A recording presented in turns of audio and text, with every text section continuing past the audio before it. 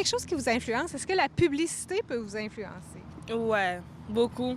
Ces jeunes ne s'en cachent pas. La publicité entourant l'alimentation influence leur choix. Surtout, genre, quand ça passe genre, dans les réseaux sociaux qu'on écoute souvent, on dit « Ah, ben là, je pourrais essayer ». C'est justement ces offres publicitaires qui sont visibles partout et qui mettent en valeur des produits alimentaires qui ont un effet néfaste sur la santé que l'organisme Cœur AVC souhaite voir interdire. En fait, c'est un règlement qui viendrait interdire la publicité d'alimentation qui est riche en sucre, sel et gras aux enfants de moins de 13 ans.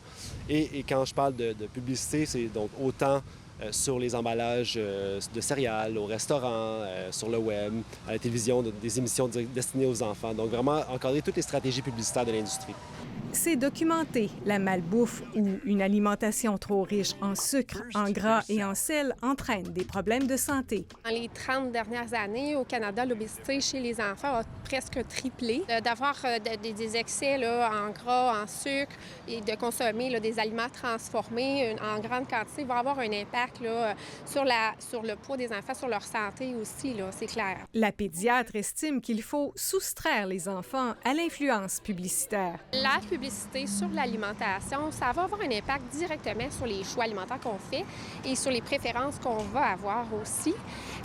Puis les enfants sont sensibles à la publicité. Plus ils sont jeunes, moins ils comprennent. Les parents peuvent encadrer tout ça, mais devant là, la multitude de publicités qu'il y a maintenant là, à la télévision, dans les films, mais aussi maintenant sur les réseaux sociaux. L'organisme Cœur AVC a sondé 1600 personnes sur le sujet dans les dernières semaines. En fait, les résultats disent que 70 de la population appuie une telle mesure, une mesure qui viendrait encadrer la publicité de malbouffe faite directement aux enfants de moins de 13 ans. Cœur AVC souhaite qu'une réglementation soit mise en place dans la prochaine année. Ici Guylaine Bussière, Radio-Canada, Québec.